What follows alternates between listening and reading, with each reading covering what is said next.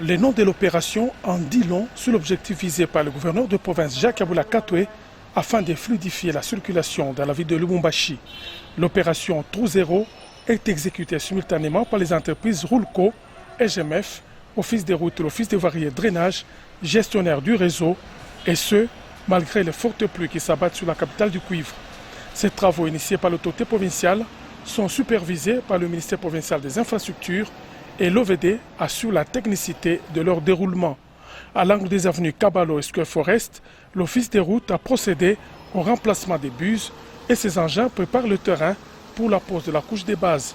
Non loin de là, l'OVD a mis fin aux trous sur une partie de l'avenue Cachoboué, tandis que sur l'autre, les travaux d'équarrissage y ont été exécutés et demain, on y procédera à l'asphaltage. Sur le boulevard Msiri, il s'agit de la résolution des trous sur des grandes surfaces.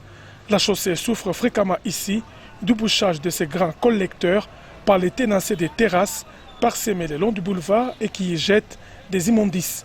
L'Office des voiries et drainage traite tous les points chauds le long de la chaussée de l'arrêt express jusqu'au niveau du rond-point Musée Laurent Désiré Kabila sur la route de l'aéroport. Ce dimanche 22 mars 2020, les travaux vont concerner l'avenue Kimbangu sous son tronçon compris entre du 30 juin et Lumumba qui sera fermé à la circulation pour traiter les points chauds. Les trous au niveau de la station Golfo-Fina n'ont pas été oubliés.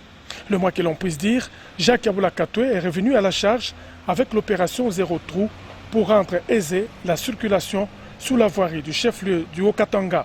Une vision du président de la République, Félix Antoine Tshisekedi Tshilombo, qu'il veut rendre réelle.